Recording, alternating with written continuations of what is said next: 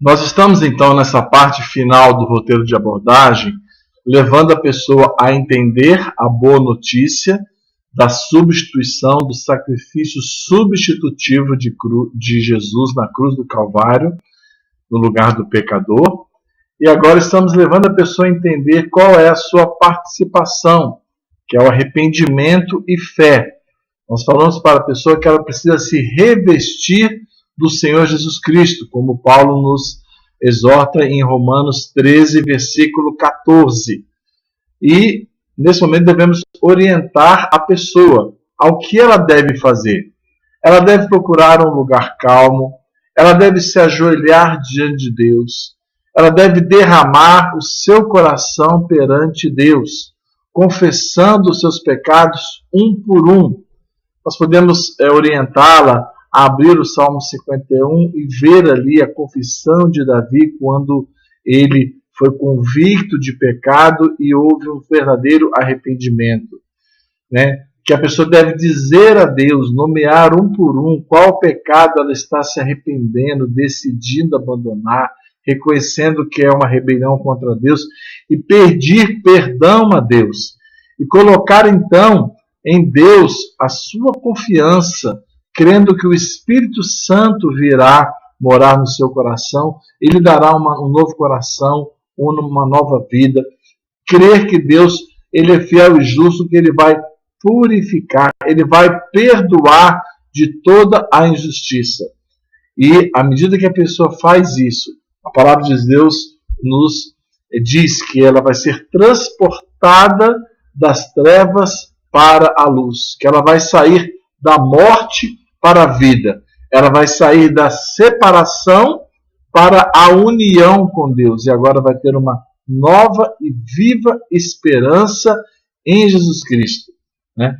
De um modo geral, eu não tenho mais guiado ninguém a repetir comigo uma oração, fazer aquela famosa oração do pecador. Já levei muitas pessoas a repetirem comigo, mas não creio que isso seja o melhor. Primeiro, eu não vejo nenhum modelo ou exemplo bíblico de pessoas evangelizando e falando, fazendo a pessoa repetir uma oração. Então, a Bíblia não nos manda agir assim. Então, se é alguém que você, por exemplo, você conhece alguém, esse alguém cometeu adultério contra a sua esposa, você levaria esse seu amigo até a esposa dele e o guiaria em um pedido de perdão e desculpas? Você diria, vem cá, meu amigo, fale para ela, repita comigo, eu sinto muito. Ele diz, eu sinto muito. Aí você fala, eu nunca deveria ter traído você. Ele repete, eu nunca deveria ter traído você.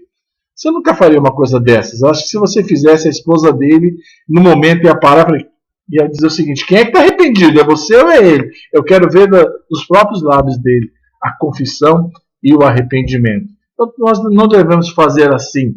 Ainda mais quando nós achamos ou pensamos que o simples fato de tomar uma decisão e de repetir uma oração já nos garante o direito de afirmar que essa pessoa é salva, que ela vai para o céu, pela simples repetição de uma oração e porque ela foi sincera ao repetir. Muitas pessoas fazem essa oração, até mesmo com sinceridade, mas sem entendimento, e não são salvas. E nós afirmamos que elas são salvas porque elas repetiram a oração. Então, se alguém diz que deseja orar naquele momento, você pode dizer, ore você, depois eu vou concordar, eu vou orar por você. No entanto, é improvável que a pessoa queira orar ali naquele momento. Isso já aconteceu, eu quero até em seguida postar novamente um vídeo onde isso acontece, onde a pessoa consegue usar esses princípios da abordagem direta, seguir esses passos e no final a pessoa tem uma liberdade e faz a oração. Mas isso não é a regra, não é o normal. A pessoa normalmente vai querer ter um momento especial entre ela e Deus, né? Pense na sua experiência. Será que alguém estava ouvindo você quando você se arrependeu e confessou um a um dos seus pecados diante de Deus? Eu me lembro muito bem desse momento na minha vida, onde Deus me chamou num canto e confrontou a minha vida de pecados, mesmo frequentando igreja, mesmo estando no hall de membros e participando. Eu vivi uma vida de desobediência, de adultério, de mentiras, de idolatria. Então Deus me confrontou e eu pude, então, naquele momento, me arrepender dos meus pecados, citá-los diante de Deus, e Deus, então, transformou a minha vida.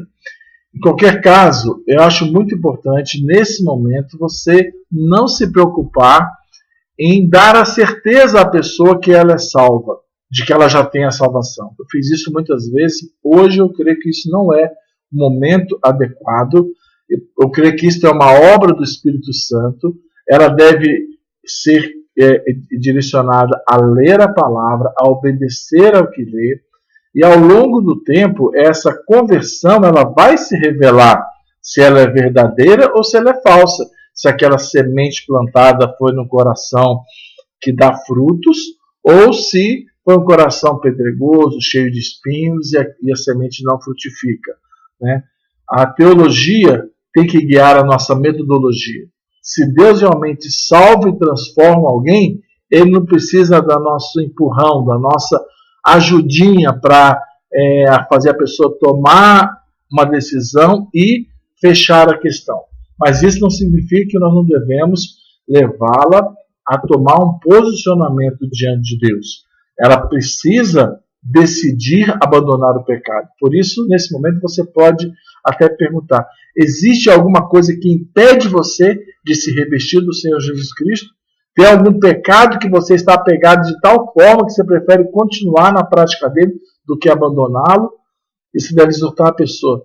Tome esse posicionamento hoje. Hoje é dia de arrependimento. Hoje é dia de salvação. Então, muitas vezes, eu, após orientar que essa pessoa tenha um tempo a sós, eu anoto o nome dessa pessoa, se não é conhecido, eu anoto, eu pego o telefone e eu procuro, assim, logo no dia seguinte, ligar para a pessoa e perguntar: você teve um tempo a sós com Deus? Você se arrependeu? Você confessou os pecados?